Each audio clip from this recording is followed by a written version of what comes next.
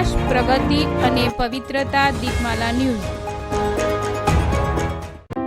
નમસ્કાર. કલોલ પંચવટી ખાતે આવેલ શ્રી સોમેશ્વર મહાદેવ મંદિરનો પાટોત્સવ યોજાયો.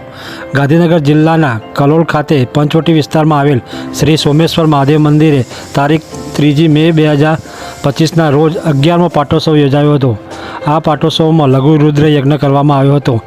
આ લઘુ રુદ્ર યજ્ઞમાં કલોલ પંચવટી વિસ્તારના યજમાનોએ લાહો લીધો હતો. આ પાટોત્સવમાં કલોલ પંચવટી વિસ્તારમાં ધર્મપ્રેમી જનતા તેમજ ભાવિક ભક્તોએ હાજરી આપી હતી.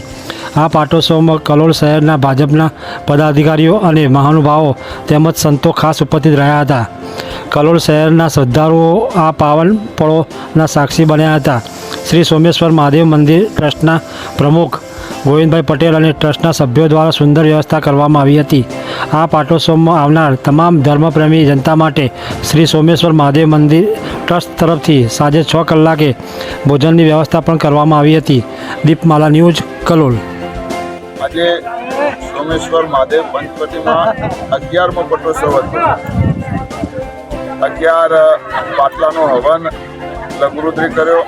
ખૂબ મોટી સંખ્યામાં ભાવિ ભક્તોએ ભાગ લીધો. સતના મંદિરના મહાન ધારાસભ્યશ્રી અને ખૂબ મહાનુભાવો પણ શહેરમાંથી આવ્યા.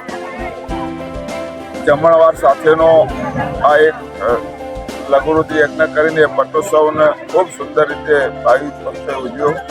લોકોને ખૂબ ઉદારતાપૂર્વક દાન પણ આપ્યું અને મહાદેવનું મંદિર ઝડપથી પૂરું થાય એ માટે બધાની અપેક્ષાઓ છે એ પણ ફળીભૂત થાય એના માટે બધાએ આજે 108 દીવાની આરતી પણ કરી.